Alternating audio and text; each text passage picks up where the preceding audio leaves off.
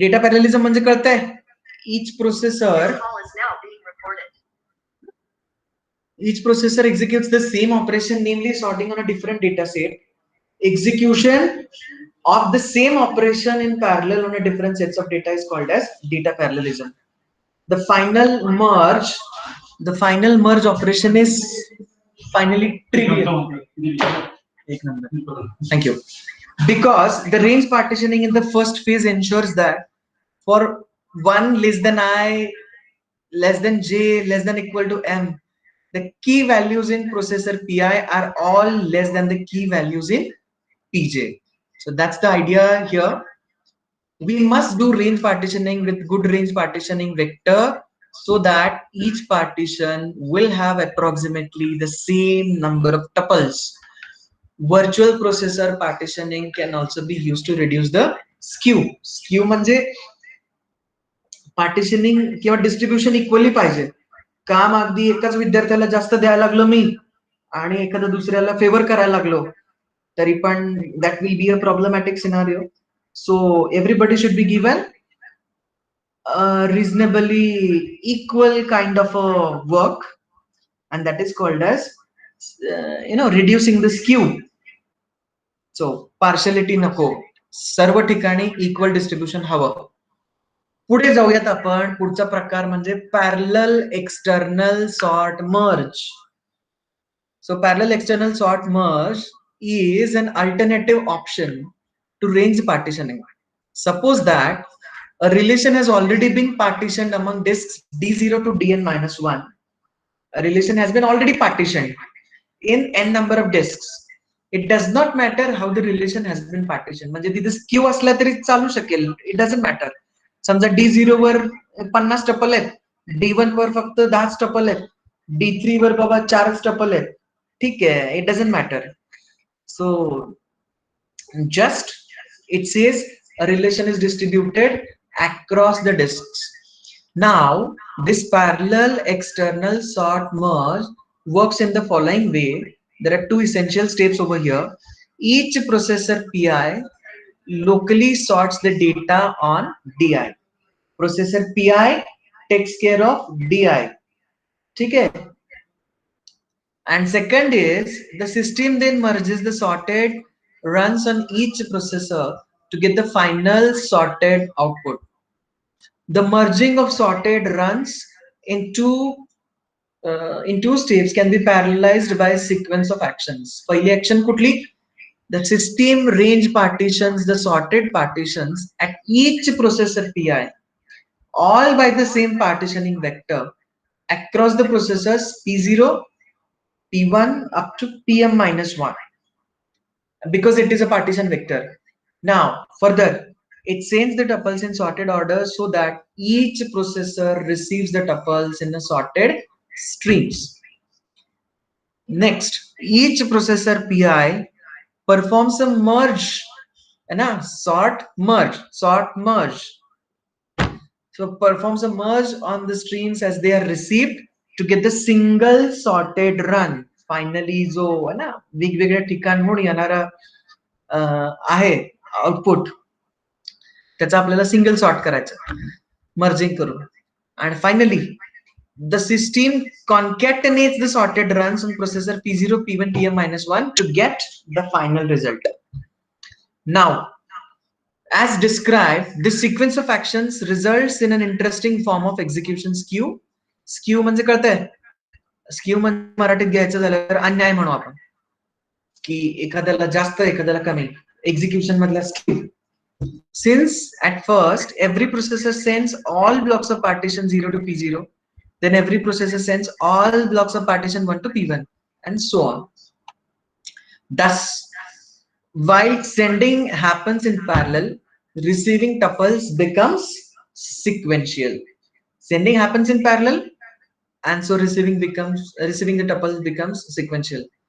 First, only p0 receives the tuples, then only p1 receives the tuple because it is sequential, and p2 receives the tuple, and p3 and p4 and so on.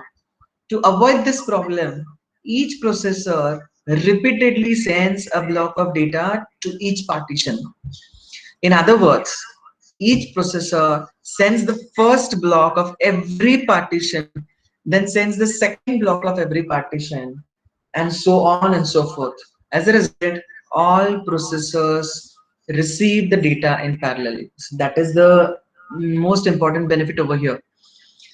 Now, finally, at the concluding point, we will say some machines such as Teradata purpose build platform family machines use specialized hardware to perform merging. जिथे हाय sensitive data आहे तिथे specific hardware पण वापरतात merging साठी. The Binet interconnection network in the Teradata machines can merge output from multiple processors to give a single sorted output. So हे MCQ साठी येणारे point म्हणून लक्षात ठेवा. झूम करू शकताय जिथे तुम्हाला छोटं वाटत असेल फॉन्ट वगैरे तर. स्क्रीनवर माझा पीपीटीचा झूम ऑप्शन तुम्हाला दिलेला आहे गुगल मीटनी. सो एमसीक्यू साठी हा बायनेट लक्षात ठेवा. Binet interconnection network in the Teradata machines can actually merge the output of multiple processors to give a single sorted output. है ना, पंढरपूर, मंगळवेढा, बार्शी, सांगोला सगळीकडून आलेला है ना पार्टिशन झालेला डेटा आहे तो एका ठिकाणी आपल्याला परत सिंगल सॉर्टिंग करायचं आहे सोलापूर जिल्ह्याच्या ठिकाणी जिल्हाधिकारी ऑफिसला. तर तिथे हे असं बायनेट कनेक्शन, बायनेट इंटरकनेक्शन आणि वरचा टेराडेटा पर्पज बिल्ड प्लॅटफॉर्म फॅमिली हे आपल्याला उपयोगी पडतील. पुढचा प्रकार आहे parallel join. Parallel join operation कळतंय. मगाशी आपण सॉर्ट बद्दल पाहिलं, आता आपण जॉईन बद्दल पाहणार आहोत. The join operation basically requires the system test pairs of tuples to see whether they satisfy the join condition.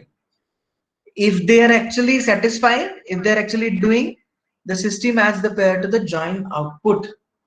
Join operation तुम्ही पूर्वी शिकलेत. इथे फक्त पॅरलल डेटाबेसेस साठी कसा उपयोग आहे त्याची थोडी आपल्याला ओरिएंटेशन घ्यायची आहे. Parallel join algorithms basically attempt to split the pairs to be tested over several processors. So I hope you are understanding this point.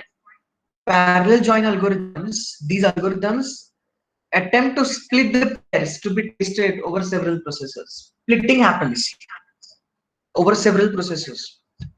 Now each processor computes part of the join operation locally join operation carry होता है. Then the system collects the result from each processor to produce the final Solapur district level, Maharashtra state level, India level result. Okay. आता याच्यामधला पहिला प्रकार आहे 5.2.1 partitioned join. For certain kinds of joins, such as equi-join and natural joins, it is possible to partition the two input relations across the processors and to compute the join locally at the processor. So this facility is also available. I hope you have understood. Otherwise, I'll repeat it once again. I hope you are awake, not sleeping, not dreaming, and you all are there with all your alertness and enthusiasm. I'm repeating this partition join operation for you. For a certain kinds of joins, such as equi-join and natural joins, it is possible to partition the two input relations across the processors and to compute the join locally at each processor. Suppose that we are using n number of processors and that relations are to be joined are R and S. है ना, join करणारी relation समजा आपली R आणि S आहे. Partition join then works this way. The system partitions the relation R and S into n partitions denoted by R0, R1 and Rn minus 1 and S relation चे पण तेवढेच partition S0, S1, Sn minus 1. The system basically sends partitions Ri and Si to processor Pi. I hope you are understanding this association. Relation R चा प्राजक्ता पोरे welcome. Late करत जाऊ नका उद्यापासून. इंटरनेटचा प्रॉब्लेम आहे वगैरे काय सांगत जाऊ नका. 2 तास मी माझा फोन बंद करून ठेवलाय. मला तर हजारो फोन येतात सारखे. इथं ट्रेनिंग अँड प्लेसमेंटच्या ऍक्टिव्हिटीमुळे. पण ठीक आहे, आपलं महत्वाचं काम चालू असतं तर फोनच बंद ठेवायचा आणि इंटरनेटचा ऍक्सेस साठी फक्त तेवढं, म्हणजे बाकी इन्व्हॉल्वच होत जाऊ नका ना. व्हॉट्सअपमध्ये, कॉल्समध्ये कॉल आले तरी रिजेक्ट करून टाकायचे. बरं, आपण इथे येऊयात आता. तुम्हाला लक्षात आलं असेल असोसिएशन रिलेशन आरचा जो आयथ फ्रॅगमेंट आहे किंवा रिलेशन एसचा आयथ फ्रॅगमेंट आहे डिस्क डीआय वरचा, तर हे सगळे प्रोसेस होत आहेत प्रोसेसर पीआय वरच. म्हणजे R2 S2 यासाठी प्रोसेसर डेफिनेटली P2 असेल, R5 S5 साठी प्रोसेसर P5 असेल. where the join is computed locally ते ऍस्पेक्ट किंवा ते रिलेशनचे भाग तिथे कम्प्युट होतात त्या प्रोसेसरला. So I hope your understanding. RI SI are given processor PI where the join is computed locally. Now understand, the partition join technique works correctly only if join is an equijoin. Equijoin कळतं? Equijoin example इक्विजॉइनचं दिलंच आहे. कसं आहे? R join R dot A is equal to S dot B on relation S. Equijoin he condition satisfy व्हायला पाहिजे. And if we partition R and S by the same partitioning function on their join attributes, the idea of partitioning is exactly the same as that behind the partitioning state of hash join. In a partition join, however, there are two different ways of partitioning R and S. दोन प्रकार कोणते? R and S partition करायचे. R and S काय? Relations आहेत. So range partitioning on the join attributes, that can be one of the option. Hash partitioning on the join attributes, that can be another option. So range and hash partitioning. In either case, even we are in range partitioning or even we are in hash partitioning, the same partitioning function must be used for both relations. The range partitioning Priyanka Gawdi late यायचं असेल तर उद्यापासून येतच जाऊ नका, फिरकत जाऊ नका. गरज नाहीये म्हणून मेल टाका मला, मी तुम्हाला विचारणार नाही परत. मला लेक्चरची, समीर सरांच्या ट्रेनिंगची कशाची गरज नाही. आय एम आत्मनिर्भर. मी स्वतःवर अवलंबून आहे, सेल्फ डिपेंडंट आहे, सेल्फ रिलायंट आहे, आत्मनिर्भर आहे. असं म्हणून मेल टाका मला, मी तुम्हाला परत विचारणार नाही. In either case, the same partitioning function must be used for both relations.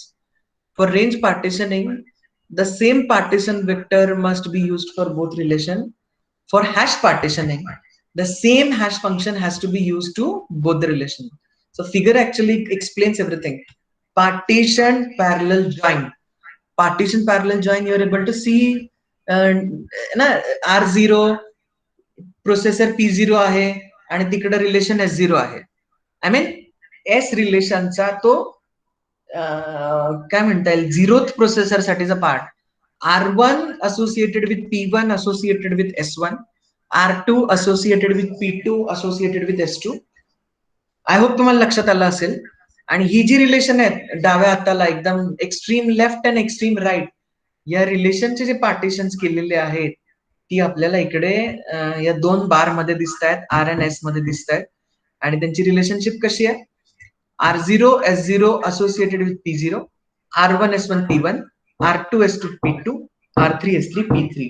I hope लक्षात आलं असेल तुमच्या. मला थोडं चॅट मधून सांगू शकाल डायग्राम समजलीये किंवा एक्सप्लेनेशन कळतंय किंवा तुम्ही झोपलेले नाही आहात, एवढं मला चॅट मध्ये सांगू शकाल?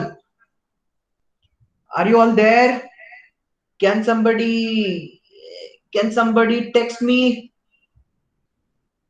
Okay, प्राची गुरव. जरा गुगल मीट अपडेट झालेलं आहे त्यामुळे मला चॅट सगळे कुठं पाहायला मिळतील बघतो मी एक मिनिट. नुसतं फ्लॅश होऊन जात आहेत पण मला चॅट दिसेना मोबाईलवर. ओके, ऐश्वर्या मुलादे, ऐश्वर्या मुलादे, ओके, ठीक आहे. Thank you, thank you. लेट्स प्रोसीड आहेत. पार्टिशन पॅरलल जॉईन कळतोय तुम्हाला? हा आपला सब्जेक्ट थोडासा एक्सप्लेनेटरी आहे किंवा काय म्हणता येईल, एक्झॉस्टिव्ह एक्सप्लेनेशन बरंच आहे याच्यामध्ये. पण इथं जर अशा टाईप मध्ये आपल्याला म्हणजे काय म्हणूया, फोकस्ड पद्धतीने जायचं असेल तर या डायग्राम्स, महत्वाच्या टर्म्स चांगल्या लक्षात ठेवायला लागतील. तर ह्या डायग्राम्स एकदम प्रॉपरली डोक्यामध्ये तुमच्या मेंदूच्या हार्ड डिस्क मध्ये टाकायचा प्रयत्न करा.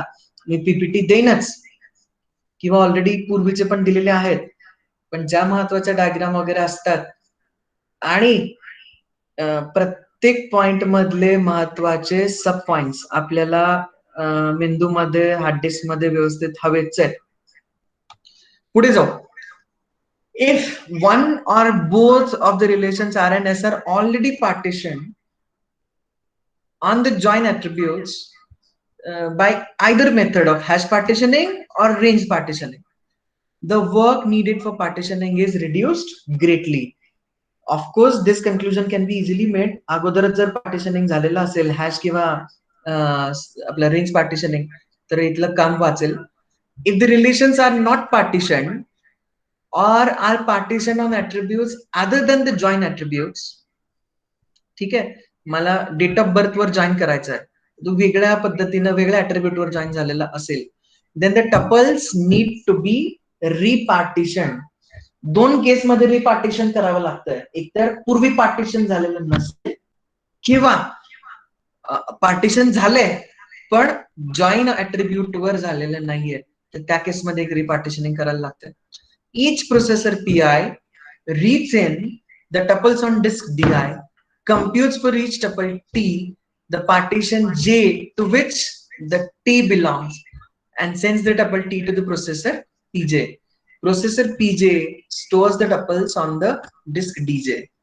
Now पुढचा प्रकार आपण याच्यातला पाहूयात, त्याला म्हणायचं फ्रॅगमेंट अँड रेप्लिकेट जॉईन.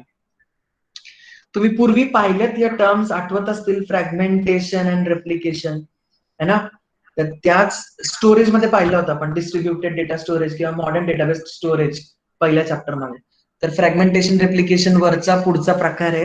हे फ्रॅगमेंटेशन रेप्लिकेशन आपण जॉईन ऑपरेशन सकट आणतोय, त्यामुळे याला म्हणलं जातं की बाबा फ्रॅगमेंट अँड रेप्लिकेट जॉईन.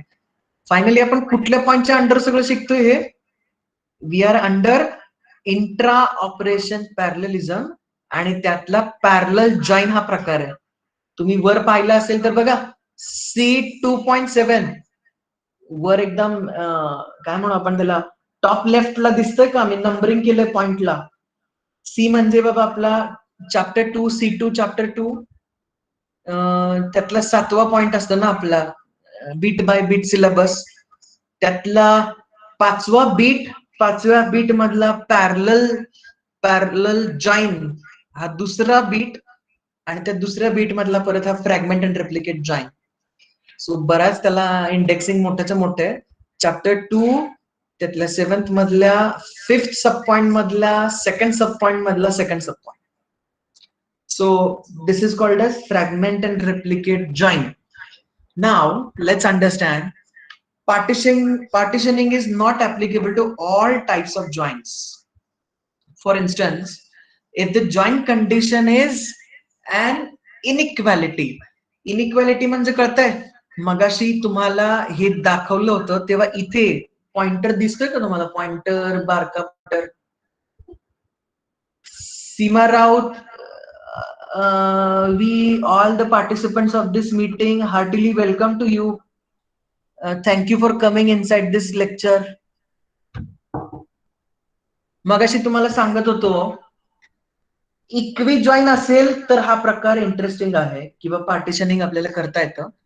पण इथे तुम्हाला दिसतंय माउस पॉइंटर, इथे R.A, इथे इक्वल साइन नाहीये. इक्विलिटी काय म्हणून, इक्वॅलिटी दिसत नाहीये, लेस दॅन चिन्ह आहे किंवा लेस दॅन दिसतंय.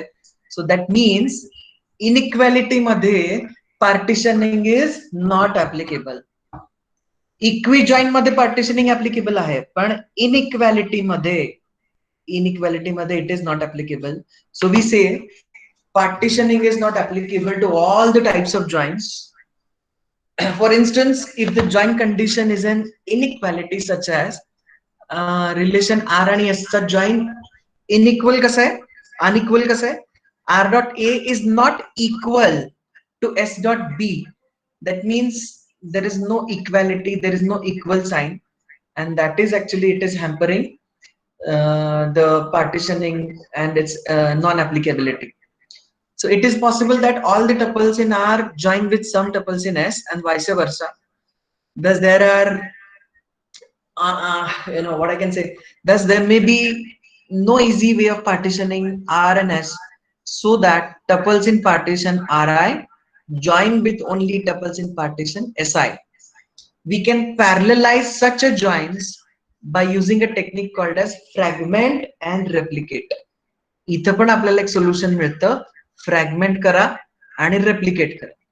We first consider a special case of fragment and replicate. And what is that special case? It is asymmetric fragment and replicate joint, which works as follows. Asymmetric fragment and replicate joint.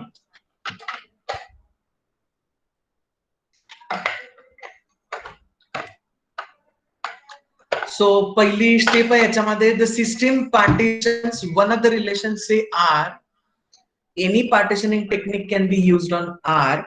Partitioning technique म्हणजे hash partitioning किंवा range partitioning, doesn't matter. Including round robin partitioning. Round robin पण असो, no problem. Second step is the system replicates the other relation S across all the processors. है ना? Relation S is getting replicated across all the processors. Replica म्हणजे काय? Copy बनवणे, है ना? Fragment म्हणजे तुकडे आणि रेप्लिका म्हणजे कॉपी बनवत जायचं. म्हणजे आपण पण आता तुम्ही विद्यार्थी लोक पण मेंटेन ठेवता ना, तुमचा प्रोजेक्ट असेल तर लॅपटॉपवर असतो, पेन ड्राईव्ह मध्ये असतो, कुठं गुगल ड्राईव्हला पण ठेवलेला असतो. तीच सेम कॉपी, त्याला काय म्हणू आपण, रेप्लिकेशन. किंवा तुमची काही डॉक्युमेंट्स असतील महत्वाची तर फाईलमध्ये तर असतातच आहेत, शिवाय ईमेलवर एक एक कॉपी स्कॅन करून टाकलेली असते, तुम्ही ड्राईव्हवर ठेवलेली असते, किंवा घरात झेरॉक्स 1-2-3 सेट ठेवलेले असतात. That is called as replication. आणि फ्रॅगमेंटेशन म्हणजे तुकडे करायचे. So the system replicates the other relation S across all the processors. दुसरं जे रिलेशन आहे ते अदर रिलेशन अक्रॉस किंवा अदर प्रोसेसर्स अक्रॉस रेप्लिकेट करून ठेवायचं. कळतंय? पहिलं रिलेशन आर पार्टिशन करायचं, दुसरं रिलेशन आर, दुसरं रिलेशन एस रेप्लिकेट करायचं. Processor PI then locally computes the join of Ri with all of S using any join technique. म्हणजे इनइक्वॅलिटी जिथं आहे ती इनइक्वॅलिटी किंवा असिमेट्रिकपणा अशा पद्धतीने ऍड्रेस करता येतो आपल्याला. पीआय, प्रोसेसर पीआय म्हणजे बाबा प्रोसेसर 10 धरू आताच्या आपल्या केसमध्ये. P10 लोकली कम्प्युट्स Ri म्हणजे R10, आरचा तुकडा, आणि एस तर सगळीकडे अवेलेबल आहे. एस ची रेप्लिका सर्व प्रोसेसरवर अवेलेबल आहे, त्यामुळे काय अडचणच नाही. So using any joint technique it can be done. तुम्ही पाहू शकता asymmetric fragment and replicate. S दिसतोय, तुम्ही डायग्राम कडे पहा, डोळ्यात तेल घालून पहा. डायग्राम फार महत्वाच्या. डायग्राम तुम्ही टाकत असाल एक्झाम मध्ये तर तुम्हाला 100% मार्क देईन मी. सो इट इज एस सगळीकडे कॉमन आहे किंवा एस ची रेप्लिका सगळीकडे. P0, P1, P2, P3 processor हे कुणाच्या असोसिएशन मध्ये काम करताय. तुम्ही तुमच्या हाताने झूम पण करू शकता. सध्या माझं लक्ष किंवा माझं डिस्कशन चाललंय ए डायग्राम वर. जर अगदी मोबाईल स्क्रीन वरून बघायला लागत असेल तर झूम ऑप्शन आहे. गुगल मीटनी आपल्यावर कृपा केलेली आहे, झूम करू शकता. तर S is replicated across all the processors, त्यामुळे काय प्रश्नच नाही. P0 पण एस ला तुकडा न होता ऍक्सेस करतोय, एस चे तुकडे नाही झालेले. P1 पण S ला डायरेक्ट ऍक्सेस करतं, P2 करतं, P3 करतं. हा, पण आर रिलेशन आहे त्याचे मात्र तुकडे झालेले आहेत, है ना. आणि ते बरोबर P0 ला R0, P1 ला R1, P2 ला R2 अशा पद्धतीने असोसिएशन तिथे आहे. कळतंय? हे झाला asymmetric, fragment and replicate. NEET diagram डोक्यात ठेवा, तुम्हाला याचा फार फायदा होईल. डायग्राम जर तुम्ही एक्झाम मध्ये देत असाल तर that means you are very confident about your answer. आणि आम्ही लोक अगदी डायग्राम जर करेक्ट दिसत असतील, महत्वाचे कन्सेप्ट दिसत असतील, तर पैकीच्या पैकी मार्क आम्ही अगदी आवर्जून देतो सर्व विद्यार्थ्यांना. कळतंय? पुढे बी प्रकार बघूया. बी मध्ये काय झालं बघा. बी मध्ये एस चे पण तुकडे केलेत. एस पण वर हॉरिझॉन्टली दिसतं का? S0, S1, S2, S3, SM-1. R आहे तो व्हर्टिकली तुकडा झालेला आहे. R0, R1, R2, R3. Mouse pointer दिसतोय ना तुम्हाला? थोडं स्लो दिसत असेल इंटरनेटच्या प्रॉब्लेममुळे, पण विजिबल तर असावा. तर कळतंय? प्रोसेसर कसेच बघा. R0, S0, P0 ला प्रोसेस होतील. R0, S1, P01 ला प्रोसेस होतील. म्हणजे तुमचं ते मॅट्रिक पद्धतीने. तर स्क्रीन तुम्हाला समोर दिसणारी डायग्राम आहे फ्रॅगमेंट अँड रेप्लिकेट स्कीम. त्यातला ए प्रकार जो आहे त्याला म्हणतात असिमेट्रिक. असिमेट्रिक का? तर तिथे इनइक्वॅलिटी आहे. R dot A less than S dot B होतं, इक्वल नव्हतं तिथे, म्हणून आपल्याला तसं करायला लागतं. एस सर्व प्रोसेसरला रेप्लिकेटेड पद्धतीने ऍक्सेसिबल आहे आणि आर मात्र तुकड्या तुकड्यांच्या फॉर्म मध्ये ऍक्सेसिबल आहे. आणि त्यामुळे आपल्याला असिमेट्रिक पद्धतीनं फ्रॅगमेंट अँड रेप्लिकेट करायला लागतं. इकडे मात्र बी मध्ये तुम्हाला ऑप्शन सरळ अवेलेबल आहेत.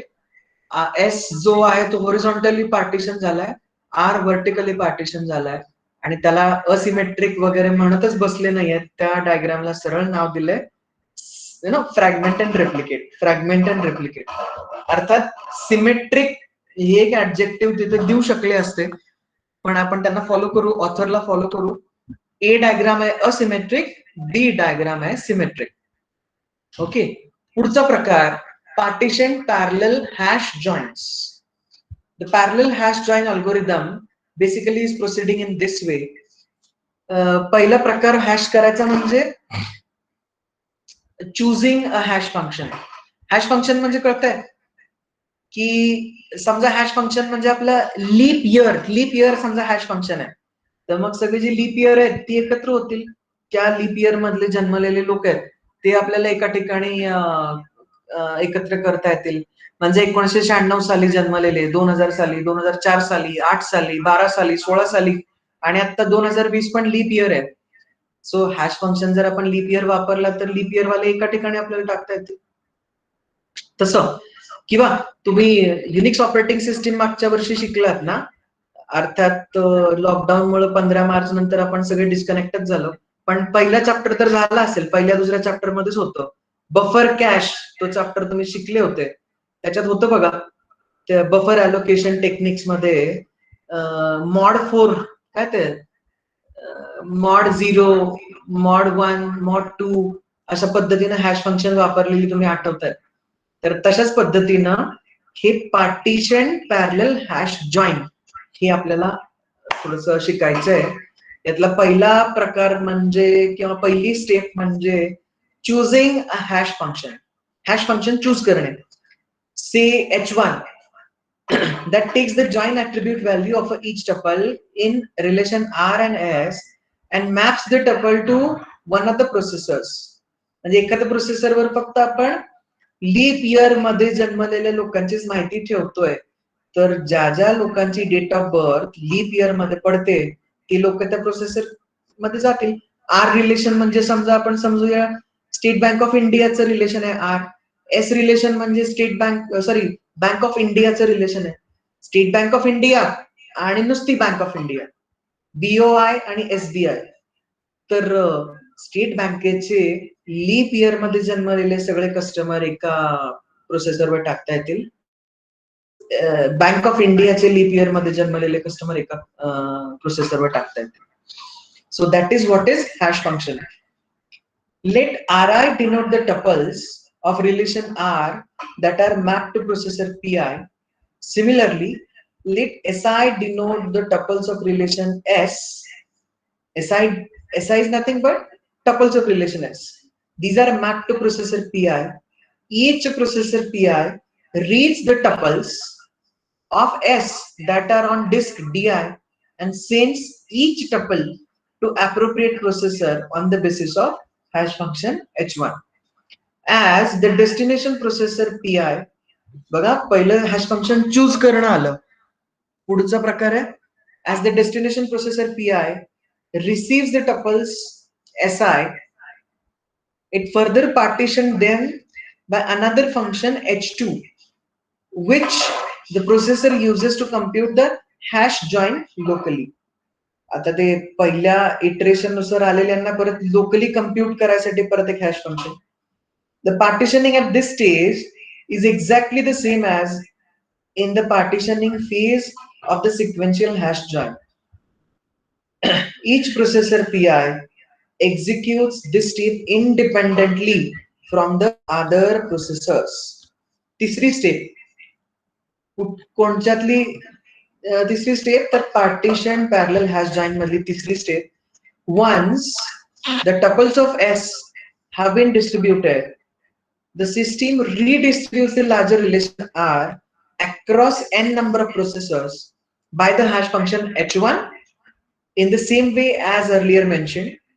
As it receives each tuple, the destination processor repartitions by the hash function h2 just as the probe relation in partition in the sequential hash join algorithm.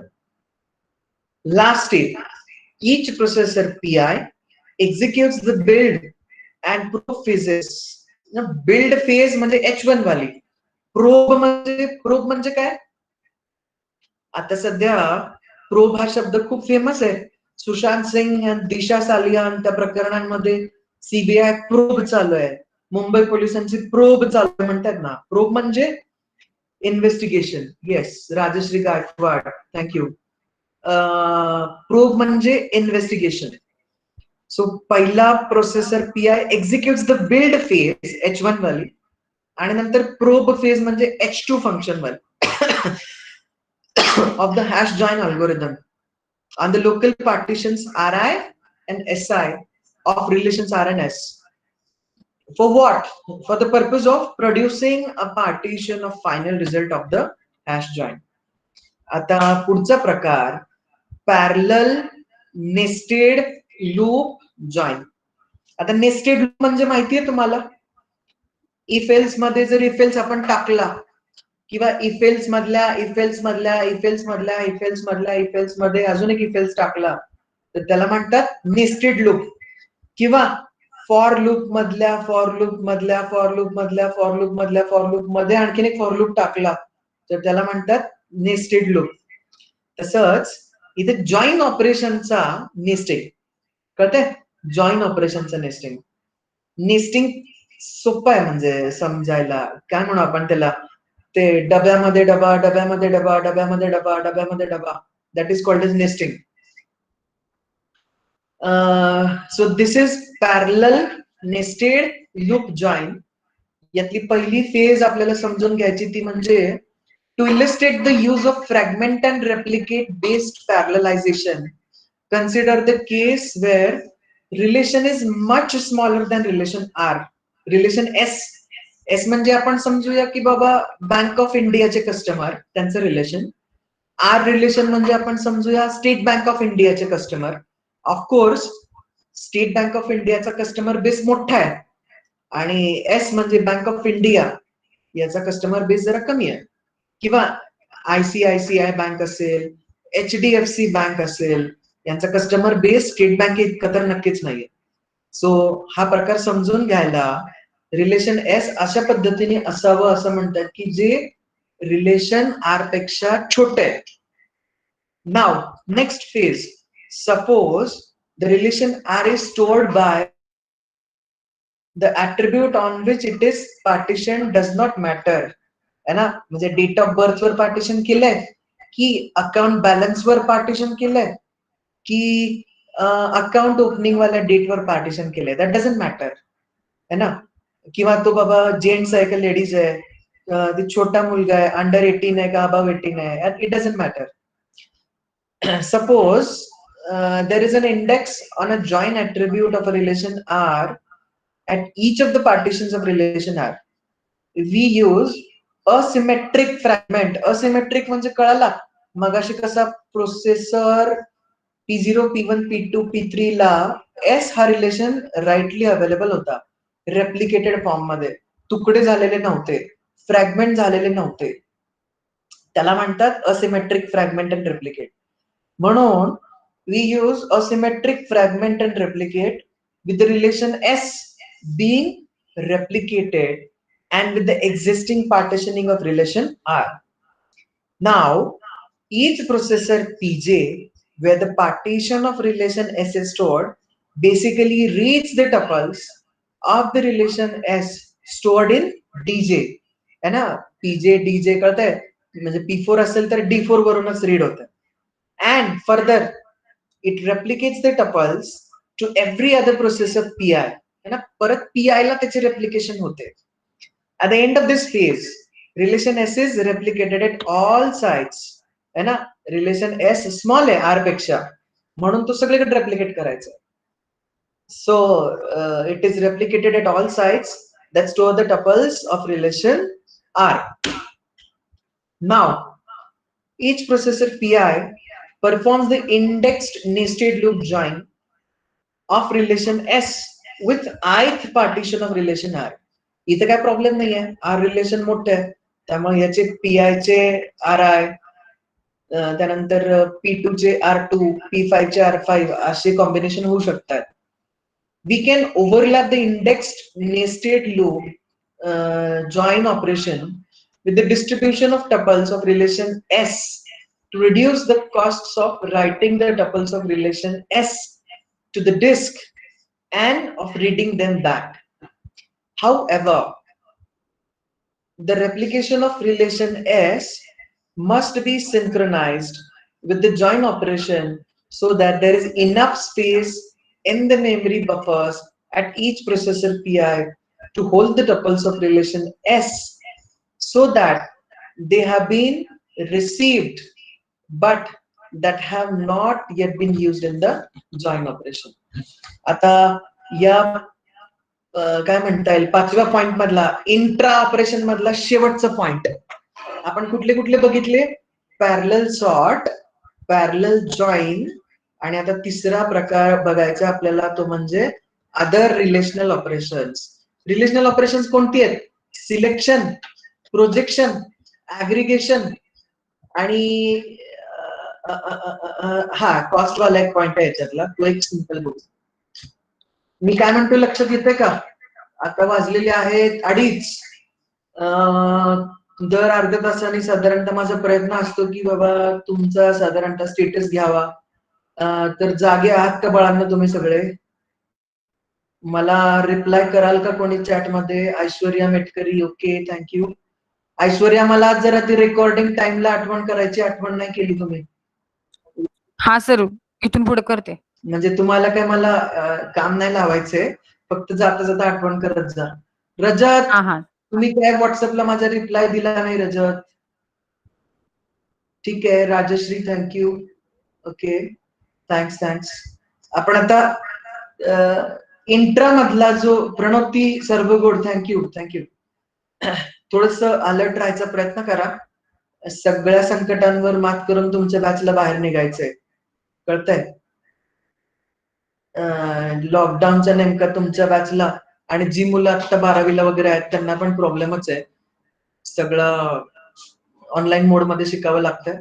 But still you guys are very alert and effective and you will be given proper sort of online exposure. So आपला पुढचा जो point आहे, intra operation parallelism, the second last point of this particular discussion this chapter parallel databases. तर intra operation मधले 2 शिकलो आपण, parallel sort आणि parallel join. त्यामध्ये बराच थिअरी होती. आता तिसरा पॉइंट आपल्याला बघायचा आहे आणि तो आहे अदर रिलेशनल ऑपरेशन्स. आता रिलेशनल ऑपरेशन म्हणलं की कोणती कोणती डोक्यात येतात, तर सिलेक्ट ऑपरेशन, प्रोजेक्ट ऑपरेशन, ऍग्रिगेशन वगैरे वगैरे. I hope you can relate with this operations very easily. So let's catch up with this very easy topic, and if it comes in your exam it will be a bonus for you. Easily you can catch up with all the 100 out of 100 or 100% out of 100% marks, 4 out of 4, 6 out of 6, very easy. So first is the evaluation of other relational operations can also be done in a parallelized manner. Select operation can also be run in a parallel mode. So it is like this. Let the selection be the select operation on this relation R. Consider the first case where theta is of the form AI is equal to V, where AI is nothing but the attribute and V is value. Attribute karte hai? It can be a date of birth, it can be the account opening detail in a bank, it can be anything, a gents customer or a ladies customer, like that. So AI attribute and V is nothing but the value. If the relation R is partitioned on AI date of birth वर partition झाले समजा, the selection proceeds at a single processor if it is of the form L less than equal to AI less than equal to U. That is theta is a range selection. म्हणजे आपण ठरवूया की बाबा 2000 ते 2004 मध्ये जन्मलेले customer, 2004 ते 2008 मध्ये जन्मलेले customers. So like that, range selection, and the relation has been range partitioned on AI. Then the selection proceeds at each processor which partition overlaps with the specified range of values. In all other cases, the selection proceeds in parallel at all the processors. So this is how selection relational database operation can be approached with respect to parallelism. Next is duplicate elimination. So this can also be one of the other operation, and this duplicates can be eliminated by sorting. है ना, आपल्या mobile phone मध्ये पण duplicate contact असतात. आता समजा माझा number save केलेला असेल तुम्ही दर्शनी सर म्हणून, तर उद्या दुसरं परत अजून SVD म्हणून कोणतं सेव्ह करताय, किंवा आणखीन स्वेरी कॉलेज दर्शनी सर म्हणून सेव्ह करताय. तर डुप्लिकेट बरेच असू शकतात ना, तर ते इलिमिनेट करायसाठी म्हणून पॅरलली जायचं. Duplicates can be eliminated by sorting. Either मी आता हे केव्हा अनुभवलं माहितीये, तुम्ही सगळ्यांनी बी डेटा दिला होता ना, तर काही लोकांनी मल्टिपल रिस्पॉन्सेस दिले. समजा बाबा ऐश्वर्या मेटकरीने असं केलं नाही, पण एक उदाहरण म्हणून सांगतो. समजा 2-3 रिस्पॉन्सेस दिले, तर माझ्याकडे वेगवेगळ्या टाइमला त्याचे रिस्पॉन्सेस 2-3 आले. पण अल्टिमेटली जेव्हा मी फिल्टर मारतोय एक्सेल शीटवर किंवा सॉर्टिंग मारतोय, त्यावेळेस ऐश्वर्या मेटकरी बरोबर मला ते एकत्र दिसतात, तिच्या तिन्ही रोज. तसं duplicates can be eliminated simply by sorting. Either of the parallel sort techniques can be used. मगाशी आपण जे सॉर्टिंग पाहिले त्यातला कुठला तर एक टेक्निक वापरता येईल. It can be optimized to eliminate the duplicates as soon as they appear during sorting. We can also parallelize duplicate elimination by partitioning the tuples by either range or hash partitioning and eliminating the duplicates locally at each processor. I hope you are understood. Projection without duplicate elimination can be performed as the tuples are read in from the disk in parallel. If duplicates are to be eliminated, either of the techniques just described above can be used.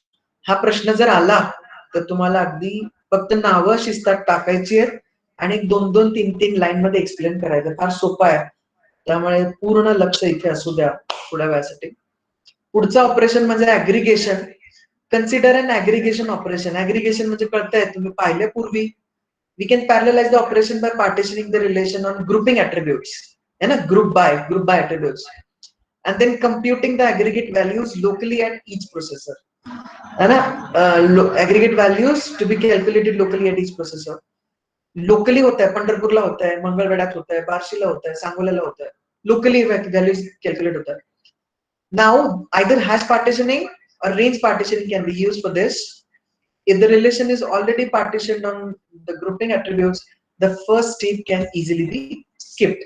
आता चौथा point या भल्या मोठ्या point मधला intra operation पॅरललिझमचा end, तो end म्हणजे असा आहे, cost of parallel evaluation of operations. किंमत किंवा पैसे किती मोजावे लागतात, वेळ किती जातो पॅरलल इव्हॅल्युएशन ऑपरेशनला. तर याच्यातली पहिली आहे की स्टार्टअप कॉस्ट. स्टार्टअप कॉस्ट म्हणजे for initiating the operation at multiple processors. कळतंय? म्हणजे करोना सोलापूर जिल्ह्यातले पेशंट काढायचे तर पंढरपूर साईटला पण करायला लागतं operation, Mangalvedha site, Barshi site, Sangola site. तर त्या सर्वांचा नाही का ऑपरेशन इनिशिएट करण्याचा आपल्याला कारभार करायला लागतो. त्यामुळे तिथली कॉस्ट येते, तिला म्हणतात स्टार्टअप कॉस्ट. पुढची कॉस्ट म्हणजे स्क्यू. स्क्यू म्हणजे मराठीत लक्षात ठेवायचं काय, स्क्यू म्हणजे अन्याय किंवा irregularity. Skew in the distribution of work among the processors, with some processors getting larger number of tuples than other processors. तो म्हणजे स्क्यू आहे ना, मलाच काम जास्त दिलंय, मलाच जास्त पळावं लागतंय, आमच्या प्रोजेक्ट ग्रुप मध्ये दुसरं कोण कामच करत नाही. दॅट इज कॉल्ड एज अन्याय. That is called as skew. आणि ती स्क्यू आपल्याला काढायसाठी किंवा इक्वल डिस्ट्रीब्यूट करायसाठी जी कॉस्ट लागते तिला म्हणतात स्क्यू कॉस्ट. नाव पुढचा प्रकार म्हणजे कंटेन्शन फॉर रिसोर्सेस. कंटेन्शन म्हणजे भांडणे किंवा काय म्हणू आपण त्याला, कंटेन्शन म्हणजे काय म्हणता येईल, कॉम्पिटिशन. रिसोर्सेस मिळवण्यासाठीची धावपळ, धांदल, धडपड ती येते या कंटेन्शन मध्ये. आणि रिसोर्सेस साठी कंटेन्शन, स्पर्धा थोडक्यात म्हणलं तर, भांडणं किंवा स्पर्धा. नाव जी कॉस्ट लागते त्यातला आणखीन एक प्रकार म्हणजे contention for resources. these resources can be memory, disk, communication network, resulting in delays. So these are also costs of parallel evaluation. आणि पुढचा प्रकार म्हणजे कॉस्ट ऑफ असेंबलिंग है ना. असेंबल करणे म्हणजे ह्या गोष्टी हार्डवेअर वगैरे तिथल्या तिथं प्लेस करणे किंवा हे सगळे डेटाबेसचे जे कॉन्फिगरेशन्स आहेत ते व्यवस्थित मॅनिप्युलेट करणे, याला म्हणतात cost of assembling. It's the final result by transmitting partial result from each processor. कारण हा सगळा काय म्हणू डिस्ट्रीब्युटेड वाला प्रकार आहे, त्यामुळे प्रॉपर कॉन्फिगरेशन करण्यासाठीची कॉस्ट ऑफ असेंबलिंग. तुम्ही जर स्क्रीन व्यवस्थित पाहत असाल, झूम करून बघू शकताय. The time taken by parallel operation can be estimated as T part plus T assemble plus max T0, T1, Tn-1. T part म्हणजे काय, it is the time for partitioning the relation. कळतंय? T part म्हणजे time required for partitioning relation. ASM म्हणजे time required for assembling the results. आणि TI म्हणजे time taken for the operation at processor PI. आता या chapter मधला सगळ्यात शेवटचा पॉइंट, याला म्हणतात इंटर ऑपरेशन पॅरललिझम. लक्षात येतंय? एक छोटासा आहे, 2-3 स्लाइडचा आहे, त्यामुळे संपून टाकूया. तुमच्या सगळ्यांची परवानगी असेल तर, अनायसे बऱ्याच दिवसांनी वेळ मिळालाय तर संपूनच टाकूया. Are you okay with that? 2-3 slide मध्ये संपेल, चालेल? चॅट करू शकताय मला. Snehal Swami thanks, Komal Kadlaskar thanks. संपूनच टाकूया, बरेच दिवस झाला विषय आपल्या काही TPOच्या कामांमुळे रेंगाळलेला आहे. प्रियांका गवळी थँक्यू. तर आपण संपूया. ऋषिकेश काय, ऋत्विक नामदे थँक्यू. तुझे सगळे मित्र असले पाहिजेत लेक्चरला, प्रत्येक काळजी घेत जा बाळ. एकटाच सिन्सिअर असून उपयोग नाही, आपल्या बरोबर जनता पण सिन्सिअर पाहिजे. बर, शेवटचा पॉइंट इंटर ऑपरेशन पॅरललिझम 2-3 स्लाइड मध्ये संपेल. 2:40 झालेले आहेत, 2:50 2:55 पर्यंत संपेल. 5 मिनिटात फटाफट फटाफट अटेंडन्स घेऊ आणि तुम्हाला टाटा बाय बाय करू. Inter operation parallelism there are two forms of inter operation parallelism. पहिला प्रकार म्हणजे pipeline parallelism and independent parallelism. Pipeline म्हणजे कळतंय, म्हणजे लेट्स से पंढरपूरच्या इथले करोना पेशंटचा डेटाबेस, मंगळवेढाचा डेटाबेस, नाही का, हे दोन्ही व्हॅल्यूज सोलापूरला जास्त एकत्र येत आहेत आणि मग तिथे फायनल सोलापूर जिल्ह्याचं आउटपुट बनतंय, त्याला म्हणता येईल पाईपलाईन. पाईप मध्ये कसं असतं तशा पद्धतीने की एका सोर्स कडून पाणी घ्यायचं आणि दुसऱ्या सोर्सला द्यायचं, नाही का. आपल्याला गार्डनिंग करतो किंवा शेतामध्ये तुम्ही ड्रिप इरिगेशन करता, आणखीन काय काय वेगवेगळ्या पद्धतीनं शेतात पाटाचं पाणी वाहतं, तर सोर्स एक असतो आणि आपल्या त्या इरिगेशन सिस्टीम मधून किंवा काय त्या पाईपलाईन सिस्टीम मधून आपण शेताला पाणी देतोय, किंवा आपल्या घरामध्ये बाग असेल तर तिथं पाणी देतोय, आपल्या गाड्या धुत असतो, आपण वेगवेगळ्या व्हेकल्स धुतो. तर pipelining is taking output from one source and giving the output, current output to other source as input. So that is called as pipeline parallelism. आणि दुसरी म्हणजे इंडिपेंडंट, कोणाचा कोणाला काही संबंध नाही, इंडिपेंडेंटली काम चालतंय. म्हणजे पंढरपूर साईटवर चालणारं काम मंगळवेढा, सांगोला, अक्कलकोट, बार्शी, तुळजापूर, काय जे तालुके आहेत आपल्या जिल्ह्यातले, त्याला इंडिपेंडंट असतं. सो पहिला प्रकार बघूया, pipeline पॅरलेलिझम. Pipelining forms an important source of economy of computation for database query processing. है ना, it's one of the important aspect. Output मिळतंय ते दुसरीकडे इनपुट म्हणून जातं, काम वाचतंय बऱ्यापैकी. Now in pipelining, the output tuples of one operation A are consumed by second operation B. है ना, एका नळाचं पाणी दुसऱ्या ठिकाणी जातं. Even before the first operation has produced entire set of tuples in the output. The major advantage of this scenario is execution happens in a sequential evaluation, that we can carry out sequence of operations without writing any set of intermediate results to disk. सगळ्यात महत्वाचा फायदा MCQ मध्ये नक्की definitely विचारतील, what is the benefit of pipelining. Benefit काय, तर intermediate output आहे, डिस्कला right न करता डायरेक्टली बी ऑपरेशन कडे जात आहे, त्यामुळे disk input output disk IO वाला काम वाचतंय, तो सगळ्यात महत्वाचा बेनिफिट आहे. Parallel systems use pipelining primarily for the same reason, to reduce the disk traffic.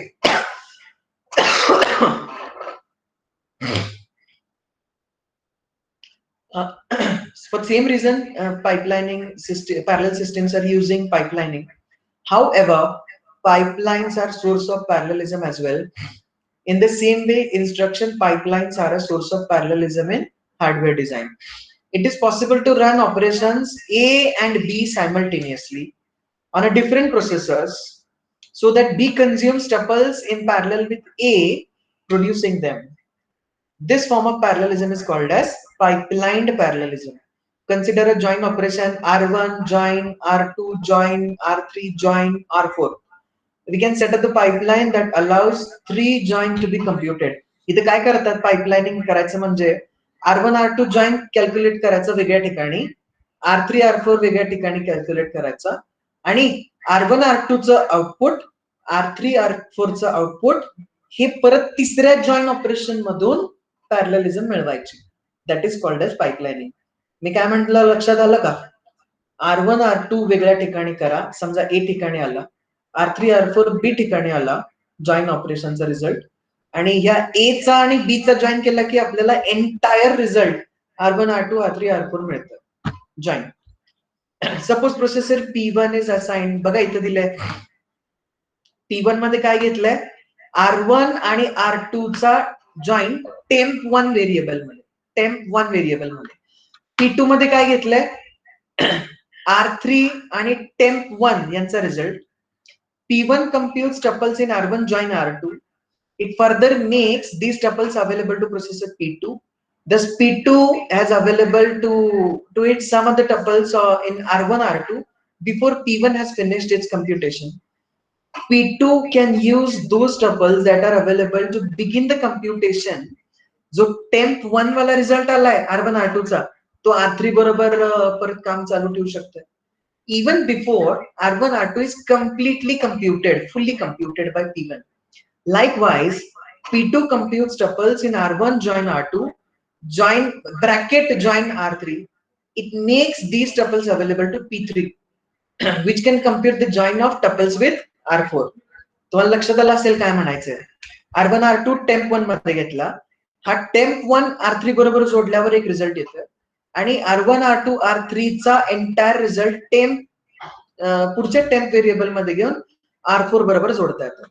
So pipeline parallelism is useful with small number of processors but does not scale up well. Small number of processor ठिकाणी चांगले, but it cannot be easily scalable. First pipeline chains generally do not attain sufficient length to provide high degree of parallelism. याचा drawback लक्षात घ्या. Pipeline पॅरलेलिझम inter operation मधल्या पाइपलाइनचा drawback काय? Scaling up नाही, scaling up easily available नाही. Pipeline chains generally do not attain sufficient length to provide high degree of parallelism. Second, it is not possible to pipeline relational operators. दूसरा drawback, it is not possible to pipeline relational operators that do not produce output until the inputs have been accessed, such as set difference operation. तीसरा disadvantage, only marginal speed up is obtained. Scale up तर नाहीच, पण speed up पण नाहीये, है ना? दोन्हीपैकी एक तर असायला हवं, तर ते पण नाहीये. So marginal speed up is obtained for frequent cases in which operators execution cost is much higher than those of all others. All the things considered, when the degree of parallelism is high, pipelining is less important. शेवटचं conclusion, when degree of parallelism is high, then pipelining has to be ignored as one of the option of parallelism. The real reason for using pipelining is that pipeline execution can avoid writing immediate results to disk. So advantage लक्षात ठेवाल. Advantage काय? Intermediate मध्ये मध्ये येणारे result तिकडे ठेवायची गरज नाही. म्हणजे तुम्ही बघा ना, तुम्ही आता तुम्हाला सांगितलं 7592 आणि 6291 यांची बेरीज करा, तर आता तुम्ही हुशार आहात, हातचा तिथे मांडत नाही कागदावर, तुम्ही इंटरमिजिएट रिझल्ट कागदावर टाकत नाही, मेंदूत ठेवता. That is called as pipeline parallelism. आपल्या रिअल लाईफ बरोबर कम्पेअर करायचं झालं तर हातचे पेपरवर न मांडणे म्हणजे डिस्कवर ऑपरेशन्स न करणे, that is one of the important advantage. Disadvantage काय? स्पीडअप नाही, स्केलअप नाही आणि रिलेशनल ऑपरेटरवर व्यवस्थित काम पण करत नाही पाइपलाइन पॅरलेलिझम. शेवटचा प्रकार अगदी एका स्लाइड मध्ये संपणारा इंडिपेंडेंट पॅरलेलिझम म्हणजे काय? Operations in query expression that do not ideally depend on each other are executed in parallel. This form of parallelism is called as independent. म्हणजे पहा, consider R1 join, R2 join, R3 join, R4. तर हे सगळे independently काम करतायत. म्हणजे R1, R2 चा result temp 1 मध्ये घ्या, in parallel with R3, R4 चा रिझल्ट टेम्प 4 मध्ये घ्या, R3, R4 चा रिझल्ट टेम्प 2 मध्ये घ्या आणि नंतर टेम्प 1 आणि टेम्प 2 ला आपण अटॅच करू शकतो. ठीक आहे, म्हणजे याला म्हणता येईल आपल्याला independent parallelism. To obtain further parallelism we can pipeline the tuples in temp 1 temp 2 in computation of temp 1 join temp 2, which is itself carried out by the pipeline join. Like pipeline parallelism, independent parallelism does not provide high degree of parallelism and is less useful in highly parallel systems. इथे पण drawback आहे, although it is useful with lower degree of parallelism. त्यामुळं दोन्ही मुद्दे लक्षात घ्या. Pipeline असो किंवा इंडिपेंडेंट पॅरलेलिझम असो, हे दोन्ही प्रकार फक्त छोट्या स्केलच्या पॅरलेलिझम मध्ये उपयोगी आहेत, इतर कुठे नाही. आणि अशा तऱ्हेने आपण दुसरा चॅप्टर चे शेवटचे जे 3 राहिलेले पॉइंट आहेत ते आज कव्हर करून अथ पासून इथपर्यंत संपवलेले आहेत. 3-4 आठवड्यांपूर्वी लेक्चर झालतं तेव्हा पहिले 3 पॉइंट आपले संपलेले होते. तर एकदा आणखीन तुमच्या जस्ट म्हणजे काय म्हणता येईल, तुमच्या डोळ्यासमोर फक्त साधारणतः ह्या चॅप्टरचा ओव्हरव्ह्यू घ्यावा म्हणून आणखीन 1 मिनिट डोळ्यासमोर ठेवतोय. चॅप्टर 2 चा सिलेबस काय काय त्याच्यामध्ये: introduction, I O parallelism, inter query parallelism, intra query parallelism, intra operation parallelism आणि इंटर ऑपरेशन पॅरलेलिझम. सो या सगळ्या गोष्टी पाहण्यात आलेल्या आहेत. तर मला नाही वाटत की there was any although there was a couple of weeks of gap, but still I tried to reconnect with the earlier points. I tried to connect the dots and hope this chapter is reasonably clear, reasonably good towards your aim. तर थोडंसं मला responses देताल? Okay. Second chapter is over. Okay. So एक पटकिनी तुमचा जास्त वेळ न घेता आपण जर अटेंडन्स घेतली तर तुम्हालाही लवकर टाटा बाय बाय करता येईल. Roll number 1, can you just write there roll number 1 ते 5 पटपट पटपट लिहा तिथे. 1 ते 5 जे असतील ते. बर, फक्त 2च आहे. 6 ते 10 पटापट या बरं. Jump in quickly. लय मोठे लिहू नका. अंकिता पोइटे फक्त 6, 8 असंच लिहा बस. जास्त त्रास करून घेऊ नका. Keep it easy. बर, 11 ते 15 या पटापटा. Okay, thanks. 16 ते 20 आवला लवकर आवला.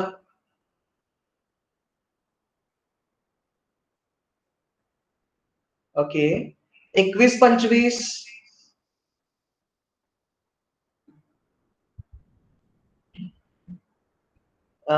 ओके. 26-30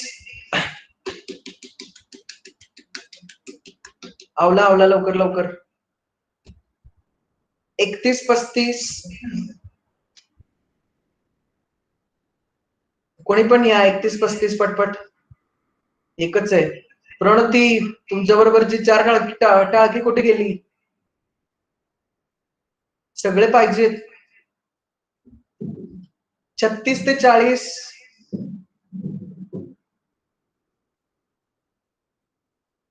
ओके. 41 ते 45. ओके. प्रतीक्षा चंदन शिवे 44 का? ओके. पुढे या. 46 ते 50. ओके. 51 ते 55. Okay, thanks. 56 ते 60. ओके. पुढे चला आता. इथे या. कुठे या कुठे या. 61 ते 65. Raviraj Sawant. Praveen. Okay, thanks for response. 66 to 70. 66-70. Range partitioning करू आपण. Range partition.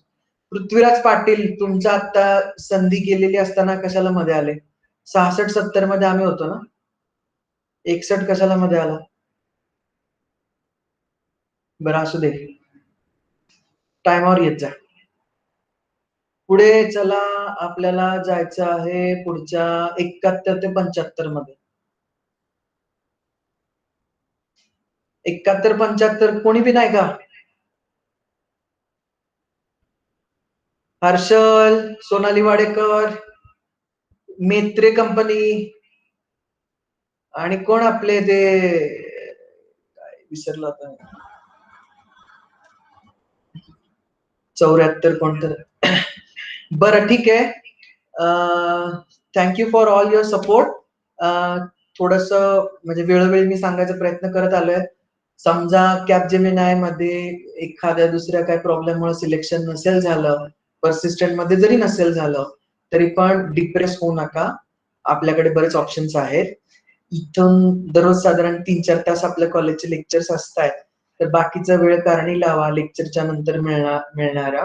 सनी सरांनी मध्ये एक्सटेन्सिव्ह सेशन घेतले, ते आपल्याला आणखीन रिपीट करायचे आहेत किंवा त्याच्या पुढच्या शेड्यूल मध्ये आपल्याला जायचंय. पण साधारणतः 8 ते 10 ऑक्टोबरला पुढची फेज आपण चालू करू. मीन वाईल आता लेक्चर्सचा किंवा अकॅडमिक्सचा बराचसा भाग जो सीएससी साठी पर्टिक्युलरली बराच वेळ पेंडिंग पडला होता, तो आपण कव्हर करायचा प्रयत्न करूयात. हे पण इम्पॉर्टंट आहे. साधारण 8 ते 10 ऑक्टोबर पासून पुढचे 10 दिवस दररोज 4 तास म्हणजे 24 ते 30 तासाचं आपण परत एक ट्रेनिंग फेज घेऊयात, जेणेकरून जे सगळे काय म्हणता येईल की those who all were intelligent deserving candidates but unfortunately they couldn't make it to Capgemini and पर्सी, they can have more number of opportunities with proper training of Saneer and other people like us are mentoring. So let's hope your batch will rock at the end of the year and at the end of academic year 2021. आणि पुढच्या वर्षी असे चांगले placement झालेले आम्हाला दिसतील. तर अगदी सर्वजण कोणीही डिप्रेस कुठल्याही परिस्थितीत होऊ नका. जेव्हा जेव्हा आपल्याकडे वेळ असतो त्याचा उपयोग व्यवस्थित करा. कॅपजेमिनाय वाल्यांसाठी स्नेहा मॅडमचा एखादा इंटरव्ह्यू सेशन आम्ही प्लॅन करतो. 1-2 दिवसात आपल्याला ते डेट्स वगैरे कळतील. स्नेहा मॅडम कडून थोडी इंटरव्ह्यू स्किल्स वर आपण चांगले डिस्कशन करून घेऊ. आणि टेक्निकल साठी आम्ही प्रयत्नात आहोत कोणाच्या तरी एखाद्या 2 तासाच्या सेशनची वेळ मागण्यासाठी. पण समजा पर्सीसाठी आणि कॅपजेमिनीसाठी आपल्याला बाहेरचा रिसोर्स कोणी मिळाला नाही, तर ऍटलिस्ट मागच्या वर्षी जे कॅपजेमिनीत सिलेक्ट झालेले विद्यार्थिनी आहेत 2020 बॅचचे, अर्थात त्यांना सध्या त्यांच्या परीक्षेचं टेन्शन आहे. मागच्या वर्षीच्या मुलांची म्हणजे फायनल इयरच्या मुलांची एक्झाम आता लवकरात लवकर आहे समोर. त्यांना वेळ मिळेल नाही मिळेल माहित नाही, बट तुम्ही प्रयत्न करू शकाल त्यांना अप्रोच करायचं. कारण मी सेशन अरेंज करायचा प्रयत्न केला त्यांचा. ते थोडस त्यांना कसं पब्लिक स्पीकिंगचा जरा काइंड ऑफ भीती असल्यामुळे ते तयार होत नाहीये. पण तुम्ही इंडिव्हिज्युअली व्हॉट्सअपवर फोन करून बाबा टेक्निकल मध्ये आम्ही काय थोडासा फोकस ठेवू, टेक्निकल इंटरव्ह्यू कॅपजेमिनाय मध्ये काय आम्हाला तयारी लागेल, असे 1-2-3 विद्यार्थ्यांना विचारू शकता. त्यांची नावं वाटल्यास मी मेल करेन तुम्हाला थोडस तयारीसाठी. तर लक्षात आलं. I am available, we are available there on WhatsApp. फक्त फोन कॉल्स कदाचित आम्ही प्रत्येक वेळेस उचलू शकत नाही, पण व्हॉट्सअपवर नक्की हे करत जा. व्हॉट्सअपवर कम्युनिकेशन करताना तुमचं नाव तिथे दिसावं. 150 लोकांचे फोन नंबर मी सेव्ह करू शकत नाही, त्यामुळे तुमची नावं व्हॉट्सअप प्रोफाईलला व्यवस्थित असावीत है ना. श्रीनिवास दर्शने दिसावं तिथे तसं. तर थोडं सोपं जात आहे. आणि हा प्रकार या वर्षीचा थोडासा वेगळा आहे लॉकडाऊनमुळे. सगळे ड्राईव्ह ऑनलाईन होत आहेत. सुपरविजन कोणाची तिथे नसते आमच्यासारख्या शिक्षकांची, किंवा कॉलेजचा कॉन्ट्रीब्युशन सुपरविजनसाठी नसतो. त्यामुळे कंपन्या स्ट्रिक्ट पद्धतीने ऑडिओ आणि व्हिडिओ फार चेक करतात. चुकून जरी कोणी असं विस्पर करताना जरी आजूबाजूला त्यांच्या साऊंड सिस्टीमने कॅप्चर केलं तर तुम्हाला ते कॉपी म्हणून कदाचित कन्सिडर करतील. तर भिऊ नका, पण शांतपणे जे असे ऑनलाईन ड्राईव्ह आहेत पुढचे ते अटेम्प्ट करूयात आपण, नाही का. तुमच्यातले बरेचसे जण डिझर्विंग आहेत होते, पण कॅपजेमिनाय मध्ये आम्हाला अनफॉर्च्युनेटली नाही दिसले. तर अशा काही रिझनमुळे कदाचित झालं असेल. एक्झामच्या दिवशी शांत ठिकाणी बसणे. सरळ जे पंढरपूर जवळ राहत आहेत तेव्हा 10-15 लोकांनी कॉलेजवर जरी आलं तरी अडचण नाही. शांत ठिकाणी टीपीओ हॉलमध्ये तुम्हाला जागा देईन वाटल्यास काही प्रॉब्लेम नाही. पण तुमचा असा नुसतं विस्पर जरी आला साऊंड मध्ये किंवा त्या साऊंड डिटेक्टरने केला तरी पण ते ऑटो प्रॉक्टर आहे ना, ऑटो सुपरविजन आहे व्हिडिओ कॅमेराने आणि ऑडिओ डिव्हाइसनी तुमच्या मोबाईल फोनच्या.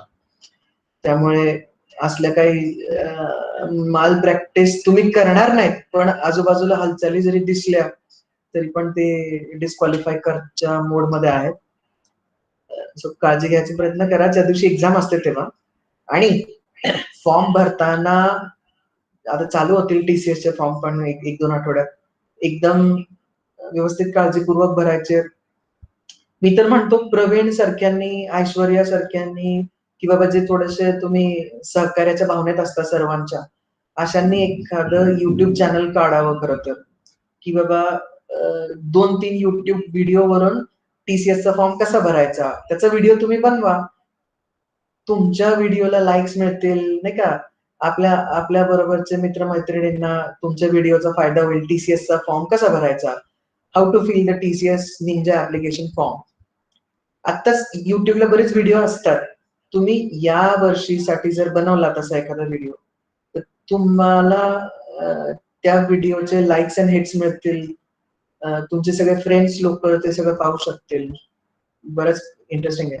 परत आता गेट एक्झामिनेशन फॉर्म भरणं कंपल्सरी आहे ना. तर प्रवीण शेटबळे किंवा ऐश्वर्या तुम्ही प्रयत्न करा आणि जमलं तर असं काही तुम्हाला बर्डन नाही. किंवा आणि कोणी मला आता ही नावं थोडीशी मला माहिती त्यामुळे यांचं नाव घेतोय. बाकीचं पण कोणी इंटरेस्टिंगली व्हिडिओ बनवत असेल, तर गेट एक्झामिनेशनचा फॉर्म कसा भरायचा? एक 5 मिनिटाचा व्हिडिओ जर तुम्ही बनवला, टाकला, तुमच्या फ्रेंड्सना वगैरे शेअर केला, तर त्यांनाही गाईडन्स मिळेल. अगदी स्टकअप व्हायचं नाही. सगळ्यात पहिल्यांदा तुमची जनरेशन फार लकी जनरेशन आहे. तुम्हाला Google सारखा देव तुमच्या पाठीशी आहे. YouTube सारखा महादेव तुमच्या बरोबर आहे. त्यामुळं तुम्हाला घाबरायची कधीच गरज नाही. प्रत्येक गोष्टीवर तुमच्याकडे सोल्युशन आहे. आमच्या जनरेशनमध्ये हे प्रकार नव्हते. इंटरनेट आम्हाला 8 दिवसातनं कधीतरी मिळायचं. तर आता तुमच्या जनरेशनला हे फायदे तर त्याचा वापर करून घ्या. स्नेहल कारंडे लेक्चरच्या शेवटी आपलं सहर्ष स्वागत. बरं झालं तुम्ही आले ऍटलीस्ट एंडला तरी. असंच येत राहा, लवकर येत राहा, सुरुवातीलाच येत राहा लेक्चरच्या. Okay, so I hope things are clear. Ultimately the message is even though because of some unfortunate reasons selection झालं असेल नसेल, जास्त दिल पे मत लो, नाही का, टेन्शन घेऊ नका. पुढच्या फेजेस मध्ये आरामात सिलेक्ट होऊन जाताल. वेळ प्रचंड तुमच्याकडे आहे. नॉर्मली आपलं जर फिजिकल टाईप मध्ये कॉलेज असेल तर साधारणतः तुम्हाला माहिती आहे 8 ते 9 तासांचं शेड्यूल आपलं असायचं. आता इफेक्टिव्हली 4 तासांचं शेड्यूल तुम्हाला दिलेलं आहे ऑनलाईन मोड मध्ये. तर बराच सारा वेळ मिळतोय इंग्लिश साठी, ऍप्टिट्यूड साठी. समीर सरांनी मे महिन्यामध्ये ते काय अग्रवालचं पुस्तक दिलं होतं, शर्माचं पुस्तक दिलं होतं, मी मेल केले होते. मी थोडस तुमच्या इंग्लिश प्रॅक्टिससाठी रेडिओ चॅनल एक दिला होता. तर या थोडासा ओव्हरव्ह्यू आधीमध्ये घेत राहा, थोडं मोटिवेटेड राहून.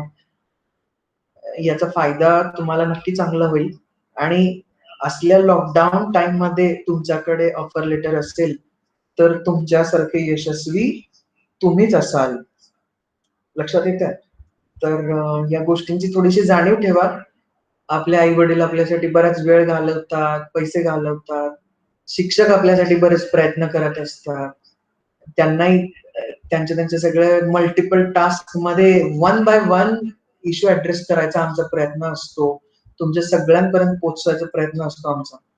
तर या सगळ्यांची परिणिती किंवा या सगळ्यांची काय म्हणता येईल, final destination is your placement, है ना, चांगली प्लेसमेंट. तर जे लोक प्रयत्न करतील मोटिवेशन राहून, किंवा कधी कधी असा प्रॉब्लेम वाटू लागला, डिप्रेस्ड वाटू लागले, तर you can approach me. We can discuss how we can figure out the things and we can get ourselves motivated. पण सनीर सरांनी पण परवा दिला तो सगळा सल्ला की थोडस मान्य आहे लॉकडाऊनमुळे प्रॉब्लेम आहे, थोडस घरी काही सतत राहिल्यामुळे पण तुम्हाला असं कसं तरी वाटत असेल सारखं ते 4 भिंतींमध्ये. पण this is how the time has come. आपल्याला त्याच्याशी फाईट करायलाच लागेल. आणि ही फाईट करत असताना रिझनेबली गुड सक्सेसफुल पण व्हायचं आपल्याला. मग ते प्लेसमेंटच्या माध्यमातून असो किंवा ऍज अ ह्युमन बिईंग म्हणून घडण्याच्या माध्यमातून असो. At least our target should be, we should be confident enough, की बाहेर पडला की बाबा एकदम असं वाटलं पाहिजे की yes, this is the person I will take for my company. अशा पद्धतीने तुमचा कॉन्फिडन्स इंग्लिशचा असो किंवा आणखीन या काही गोष्टींचा असो, या कॉन्फिडन्सवर तुम्हाला यश मिळो आणि तुम्ही मोटिवेटेड नक्की राहा. व्हॉट्सअप, इंस्टाग्राम, फेसबुक या सगळ्या थोड्याशा डिस्ट्रॅक्शन्स मधून अभ्यासावर फोकस करा. व्हॉट्सअपला मी डिस्ट्रॅक्शन नाही म्हणणार, कारण सध्या आपल्याला रीच व्हायसाठी सोपं माध्यम आहे ते. पण येस, विनाकारण काहीतरी ते इन्स्टावर पांचट कोणाचे तर फोटो बघायचे, नाहीतर आपले पांचट फोटो टाकायचे, फेसबुकला तेच करायचं, त्याच्यात काही अर्थ नाही. व्हॉट्सअपवर ठीक आहे, कॉलेज तुमच्याशी कम्युनिकेशन मध्ये राहते, आम्ही लोक कम्युनिकेशन मध्ये राहतो म्हणून ठेवा. व्हॉट्सअपची सुद्धा पांचट ग्रुप्स सगळे बंद करून टाका. फक्त कॉलेज रिलेटेड एक असावं आणि त्याच्यावरून दिवसातून एक 3-4 वेळा अपडेट्स आपण पाहावेत. That's it. याच्यापेक्षा जास्त डिस्ट्रॅक्शन करू नका. येणारा प्रत्येक फोन रिसीव्ह करायचा, प्रत्येकाला आपण मदत करायची. ठीक आहे फ्रेंड्स, ठीक आहे. But if we try to address each and every phone call, then it will be a problem for us. Phone म्हणजे जगातलं सगळ्यात बेकार डिस्ट्रॅक्शन आहे. आपल्याला कॉन्सन्ट्रेटच करू देत नाही फोन. सतत काहीतरी व्हॉट्सअपच्या पिंग्स तरी वाचतायत किंवा फोन कॉलच्या रिंग तरी वाचतायत, SMS च्या रिंगटोन वाचतायत. तर ह्या डिस्ट्रॅक्शन मधूनच आपल्याला लढायचंय. आणखीन एक जाता जाता मला सांगायची इच्छा असेल की व्हॉट्सअप नोटिफिकेशन वगैरे ना सगळ्यात डिएक्टिव्ह करून टाका. फक्त आपल्या फोनमध्ये फोनची रिंग वाजावी एवढंच डिस्ट्रॅक्शन असावं. ते व्हॉट्सअपचं व्हायब्रेट पण बंद असावा. एखाद्या ग्रुपवरच्या नोटिफिकेशन आली, इंडिव्हिज्युअल माझ्या मेसेजची नोटिफिकेशन आली, सगळ्या व्हॉट्सअप नोटिफिकेशन बंद ठेवायच्या. डिस्ट्रॅक्शन, आता लेक्चर चालू असताना पण बऱ्याच जणांना ते व्हॉट्सअप स्क्रीनवर दिसत असतात. तसं नका करू. व्हॉट्सअपच्या नोटिफिकेशन सगळ्या फॉर्म मधल्या, ग्रुप नोटिफिकेशनचा व्हायब्रेट असेल, इंडिव्हिज्युअल नोटिफिकेशनचा व्हायब्रेट असेल, रिंगटोन असेल, सगळं बंद ठेवा. जितकी डिस्ट्रॅक्शन्स कमी, तितकं तुम्हाला कॉन्सन्ट्रेटेड मोड मध्ये लढता येईल आणि ज्याला चांगलं लढता येईल त्याला चांगलं यश मिळेल. कळतंय? तर मी माझं भाषण संपवतो. भाषण नव्हे, पण एक तुम्हाला एक मार्गदर्शन म्हणता येईल. या फेज मध्ये, तुमच्या एज मध्ये असतात बऱ्याच डिस्ट्रॅक्शन, तर ती सगळी डिस्ट्रॅक्शन बाजूला ठेवा आणि फोकस आपल्या कामावर असावा. यश आपल्याला मिळेल तोपर्यंत. So wish you all the best and I hope you will achieve maximum success in coming days with your focused attitude and with your motivated attitude. So all the best. जास्त वेळ घेतला का मी? 8 मिनिटं 3 नंतर ठीक आहे, असो, काय हरकत नाही. पण या महत्वाच्या गोष्टी आहेत, त्या त्या वयात तुम्हाला कळत नाहीत, म्हणून एक मोठा फॅमिली मेंबर, मोठा भाऊ या भावनेतून सांगायचा प्रयत्न केला.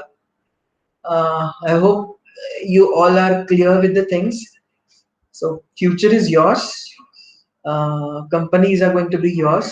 Only you need to become a deserving potential candidate, and you will become for sure. तुमच्या एक्सपिरियन्स मधून. ठीक आहे, आणि ऑफकोर्स आम्ही तर आहोतच मागे. So okay, all right, bye bye.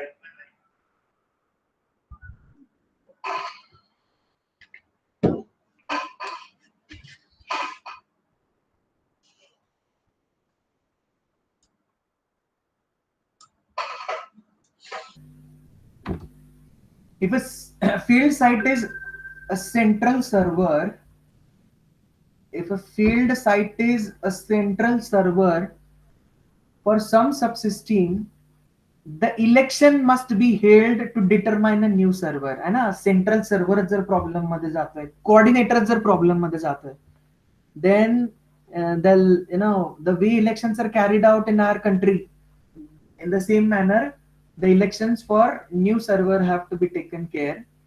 Examples of central servers include, समजा नेम सर्व्हर फेल होतोय, कन्करन्सी कोऑर्डिनेटर फेल होतंय, ग्लोबल डेडलॉक डिटेक्टर फेल होतंय, तर अशा cases. Since it is in general not possible to distinguish between the types of failures, any reconfiguration scheme must be designed to work correctly. है ना, कारणच माहित नाही आपल्याला why it is happening. So the reconfiguration or recovery scheme must be designed correctly to accommodate all the possibilities. In particular, these situations may be avoided to ensure consistency. Two or more central servers are elected. So तिथूनच central servers, their number is 2 while performing operation, while starting operations, and even more than one partition updates the replicated data item. So this can also be one of the solution. A site can fail and even partition, more than one partition, 3, 4, 5, 15 partitions can also update replicated data item. ह्या 2 प्रकारे आपल्याला काळजी घेता येऊ शकेल अवेलेबिलिटीसाठी. Although traditional database system plays an overhead, premium means overhead on consistency, there are many applications today that value availability more than consistency. आता बघा, लक्ष देताय, I hope you are listening. कोणत्या ऍप्लिकेशन मध्ये कन्सिस्टन्सी कॉम्प्रोमाइज झाली तरी चालेल? Social media apps, तुमची नेटफ्लिक्स, अमेझॉन प्राईम असल्या ठिकाणी. पण बँकिंग ऍप्स मध्ये कन्सिस्टन्सी थोडी सुद्धा हटलेली चालणार नाही. रेल्वे रिझर्वेशन मध्ये किंवा एसटी बस रिझर्वेशन मध्ये चालणार नाही. ते रेड बस वगैरे ऍप आहेत ना, रेड बस तुमचे एकदा बुक केलं की आपण बुक केलं, त्यांनी समजा ती बसच सोडली नाही तर आपल्याला किती त्रास होतो. बसच ती आली नाही आपल्या पॉइंटला, रेड बसनी बुक केलेली, then we face issues. So जिथं जिथं availability is more important than consistency, अशा ठिकाणी हरकत नाही, म्हणजे जरी ओव्हरहेड गेला तरी हरकत नाही. So that is the conclusion we got to make. The design of replication protocol is different from such systems. Now, आता येऊयात आपण इथल्या काही प्रोटोकॉल्सला. Majority based approach. मेजॉरिटी म्हणजे कळतंय, it's like more than 50% of the people should agree, more than 50% of the replicas should agree, more than 50% of the resources should agree. So in this approach, the data object stores with it a version number. Whenever transaction writes, the version number is updated. If object A is replicated at n different sites, then lock request message must be sent to more than one half of the n sites. है ना, मी मगाशी म्हणालो n/2+1 पर्यंत request जायला पाहिजे. The transaction does not operate on A until it has successfully obtained a lock on majority of the replicas. Read operation, it looks at all replicas along with the highest version number. The write operation writes all replicas on which it has obtained locks and sets the version number at all the replicas of the new version number. The failures during the transaction can be tolerated, can be considered until the sites available at commit contain majority of replicas. कुठपर्यंत चालतंय सगळं? कुठपर्यंत एखादं सरकार चालेल? जोपर्यंत majority आहे तोपर्यंत. काल परवा आपण न्यूज मध्ये ऐकत होतो, राजस्थानमध्ये प्रॉब्लेम व्हायला लागला. सो जसा प्रॉब्लेम, मेजॉरिटीचा प्रॉब्लेम होतोय, तसं ती सिस्टीम चालणार नाही. Failure can not be entertain, failure can not be tolerated. Failure will be tolerated until majority of the replicas are agreeing. During reads, majority of the replicas are read. That is also one of the solution. If these requirements are violated, the transaction majority simply, the transaction has to be aborted at any cost. As long as the requirements are satisfied, as long as majority is there, majority is satisfied, 2PC protocol can be used as usual on the sites that are available. In this scheme, the reintegration is trivial. Reintegration means what? Recovery is trivial. There is no problem as such. The version numbering technique used with majority protocol can also be used to go for quorum consensus protocol. Now, पुढचा point आहे याच्यातला, read one, write all available approach. So even though failures are occurring, we would like to go for read one and write all available protocol. म्हणजे ठीक आहे, failure जरी असलं, एका ठिकाणहून जरी मला करेक्ट माहिती मिळते पार्टिसिपेंट कडून, and it's fine, but right ऑपरेशनच्या बाबतीत मात्र सगळेच्या सगळ्या रेप्लिकाज अवेलेबल पाहिजे. In case of read, there is no worry, but in case of write, every participating site has to involve. So a special case of quorum consensus protocol is this. So it considers the read quorum to 1 and write quorum to n. N means all site. So MCQ विचारतील याच्यावर, what is the special case of quorum consensus for read 1 write all? So read quorum 1 असेल आणि write quorum n असेल. In this special case, there is no need to have version numbers. However, even a single site containing the data item fails, then we cannot proceed with write operation. So that is why it is called as read one write all. I hope you are understanding. A write operation is shipped to all the replicas. It has to be shipped. It has to be propagated. Shipped म्हणू किंवा propagated म्हणूया. If a site is down, the transaction manager proceeds without waiting for a site to recover. While this approach appears very attractive, there are several complications. The complications are temporary communication failure may cause site to appear unavailable and resulting in write not being performed immediately.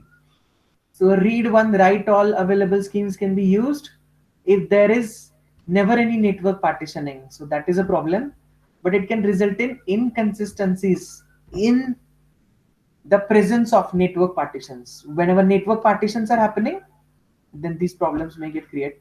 पुढचा मुद्दा आहे site रिइंटिग्रेशन. Integration म्हणजे कळतंय ना, तुम्ही derivative integration करायचे. Derivative म्हणजे छोट्या छोट्या पार्ट्स मध्ये डिवाइड करायचा. इंटिग्रेशन मीन्स त्या छोट्या पार्ट्स कडून वोल बनवायचा, एक पूर्ण बनवायचा. आणि रिइंटिग्रेशन म्हणजे इंटिग्रेशन झालंय, ते परत तुटतंय किंवा डिराईव्ह होतंय आणि त्या डिराईव्ह झालेल्याचं परत रिइंटिग्रेशन करायचं. That is nothing but site integration. Reintegration of a repaired site or a link into the system requires a proper care.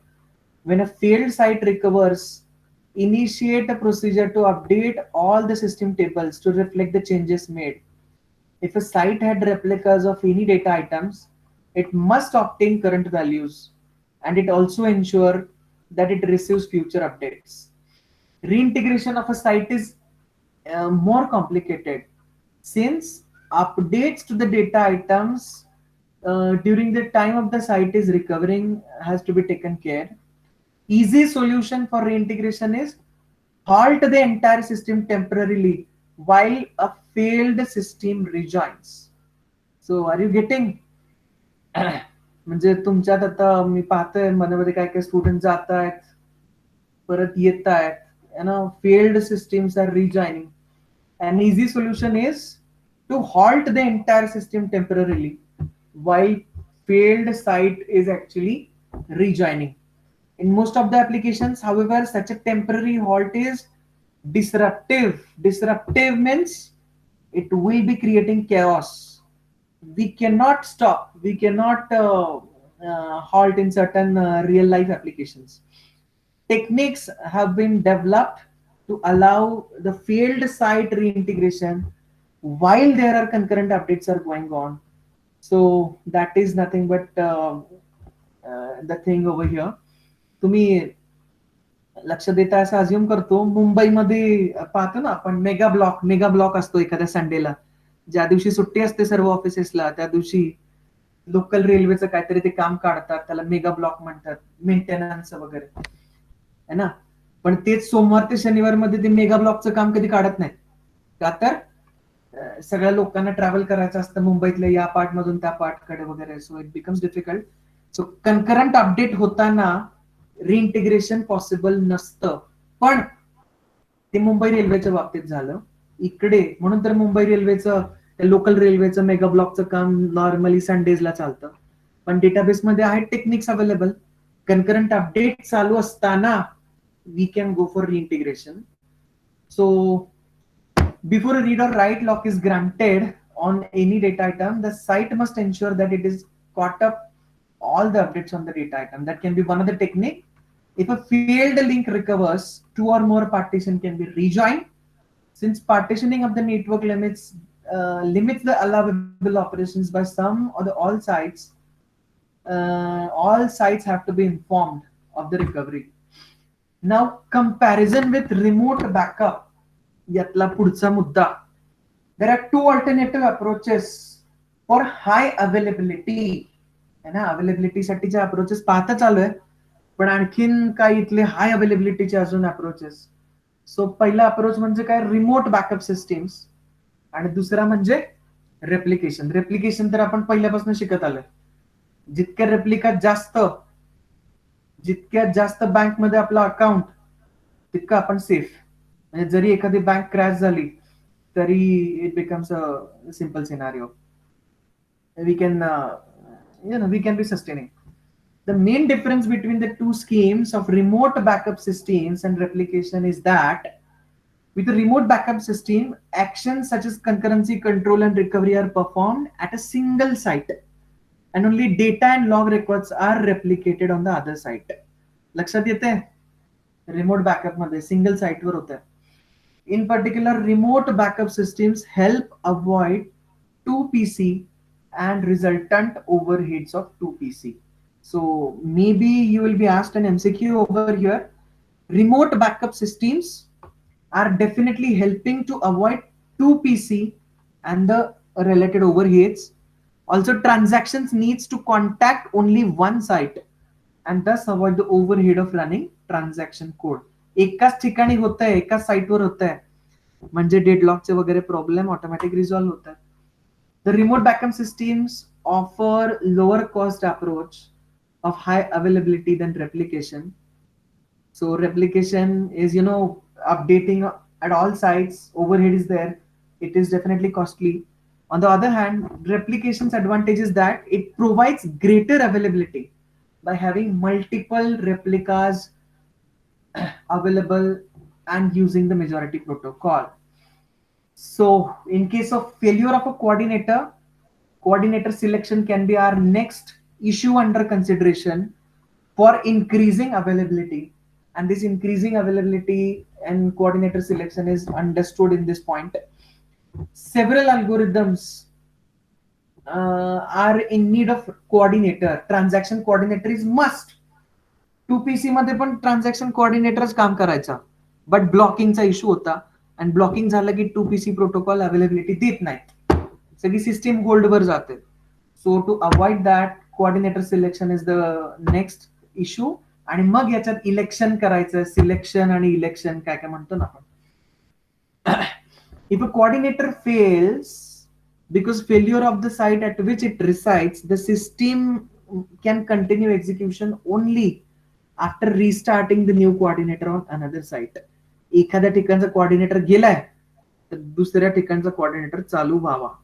So one way is to always maintain a backup of the coordinator. कोऑर्डिनेटरचा जुडवा भाऊ maintain करायचा, कोऑर्डिनेटरचा twin maintain करायचा. So one way is to having continued backup of the coordinator. This backup coordinator will assume the role of the coordinator with minimal disruption and automatically easily slide होतोय आणि सगळी कामं चालू ठेवतोय. तुम्हाला कल्पना आहेच, मूवीज मध्ये बॉडी डबल वापरतात. एखादा ऍक्शन सीन असेल तर ऍक्च्युली लीड ऍक्टर कधी तिथं फायटिंगचं वगैरे काम करत नाही किंवा कार रेसिंगचं काम करत नाही, तर त्यांच्या जागी असतात बॉडी डबल्स, किंवा त्यांना काय म्हणू आपण, डुप्लिकेट्स, बॉडी डबल्स. सेम साधारणतः उंची आणि फेस असणारे लोक असतात. So that is nothing but our backup coordinator. It automatically assumes without minimal disruption, with minimal disruption, and it assumes the role. All messages are automatically directed to both coordinator and the backup coordinator. Backup coordinator maintains the same internal state information. जशी ओरिजिनलची state information आहे तशी इथे पण maintain होते. Only the difference between coordinator and its backup, the only difference between a actor and its body double is backup does not take any action that affects other sides. Backup never takes any action that is actually affecting the other sides. So in the event that backup coordinator detects failure of its main boss, it assumes the role of a coordinator. Since backup has all the information, state information, it can continue seamlessly. कळणार पण नाही आपल्याला backup नी तिथं काम केलं किंवा body double नी त्या movie मध्ये काम केलं, कळत पण नाही आपल्याला. The prime advantage to the backup approach is ability to continue immediately. Backup, if backup were not ready to assume, then election has to happen. New appointment of the coordinator has to be done.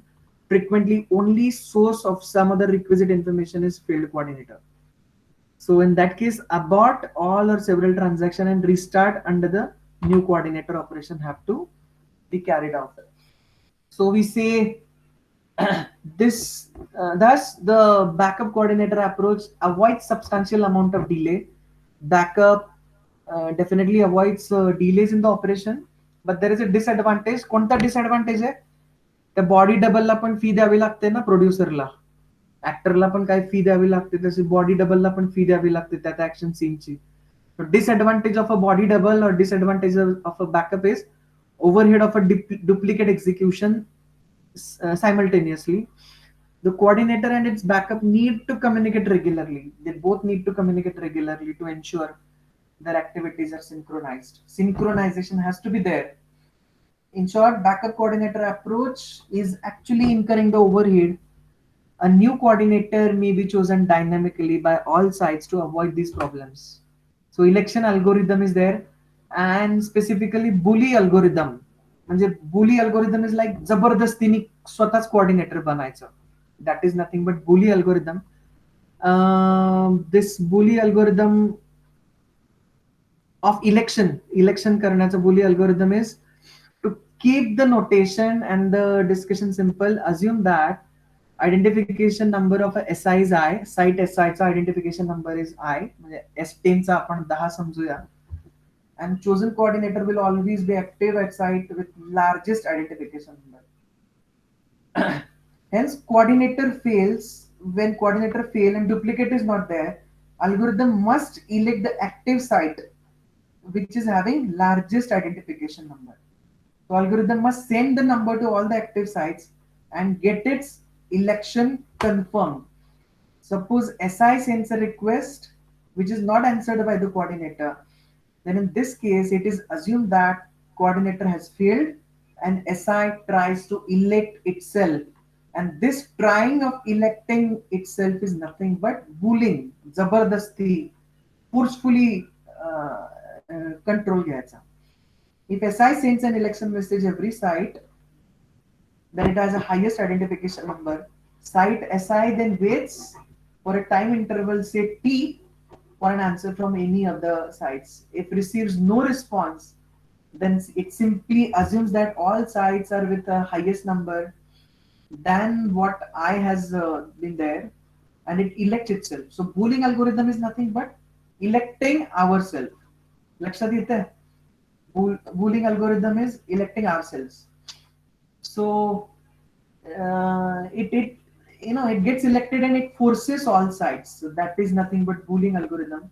आणि शेवटचा point याच्यातला आहे, एकच मिनिटात सांगेन, trade off between consistency and availability. Trade off म्हणजे consistency जास्त maintain करायला गेलो आपण तर अवेलेबिलिटी खाली जाते, जास्त अवेलेबिलिटीला आपण करायला लागलो प्रेफरन्स तर कन्सिस्टन्सी खाली जाते. So consistency availability need to be in balance. Consistency and availability are in a way inversely proportional. So that is how it is to be understood. Cap theorem. Cap theorem means what? Consistency, availability, partition, tolerance. So this Cap theorem says an execution of a set of operations on replicated data is said to be consistent if its result is the same as if the operations were executed on a single site in some sequential order, and the sequential order is consistent with the ordering of the operations issued by the each process. So this is how, I mean, in case of more availability options like social networking that I was talking about. Social networking मध्ये आपल्याला आवश्यकता नाहीये जास्त consistency असण्याची, मग तिथे कुठल्या properties ensure होतात, हा बाबा अवेलेबल आहे, सॉफ्ट स्टेट मध्ये इव्हेंच्युअली कन्सिस्टंट आहे. जिथं हाय कन्सिस्टन्सी पाहिजे तिथं ह्या 3 गोष्टी आल्या, consistency, availability, partition tolerance, gap. And social networking मध्ये basically available, soft state and eventually consistent. So this is how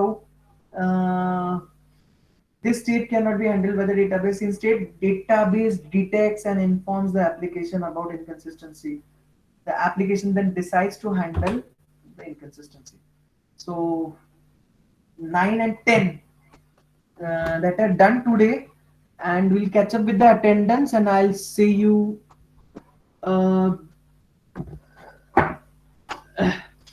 I'll request you guys to go for attendance. Roll number 1, 2, 3, 4. 4 absent आहेत, बरेच दिवस झाला. 5, 6,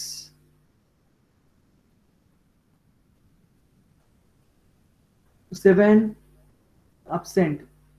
8, 9, 10. 10 absent. 11, 12, 13.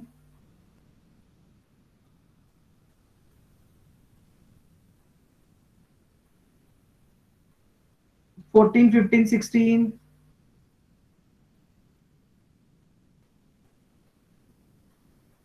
19.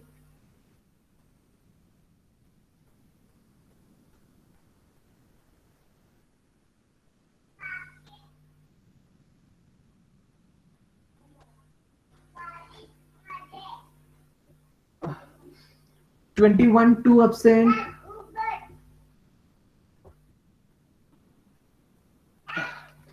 24 absent.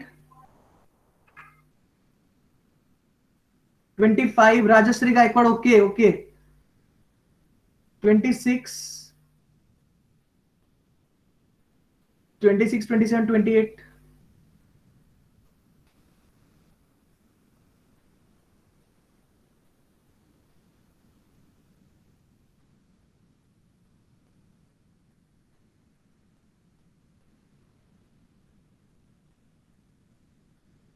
36, 37, 38, 39, 40, 41, 42, 43, 44.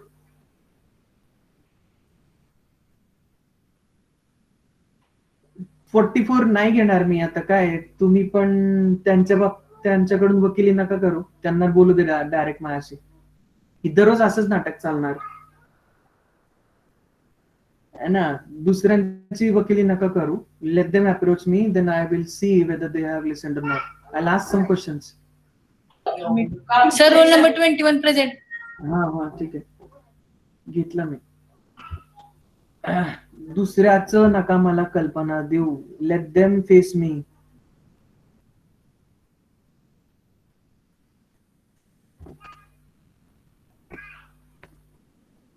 कुठे आलो होतो आपण? 47, 48, 49. Okay. 50, 50, 50 absent. 51, 52, 53, 51 absent.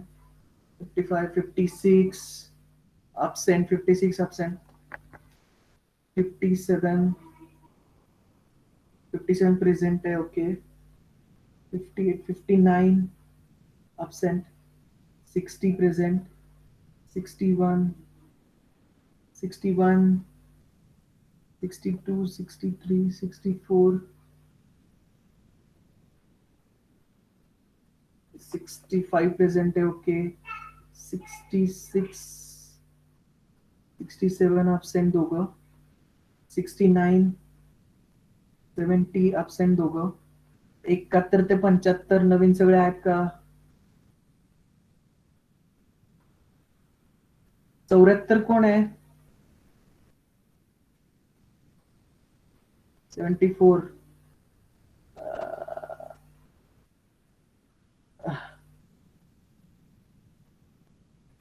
Okay ठीक है. Thank you, and let's meet during next lecture to finish the chapter on probably Monday or Wednesday whenever there is a lecture. So meanwhile, all the best. या 75 घेतला मी, विनीत घेतला मी. Okay okay okay, you can leave. Bye.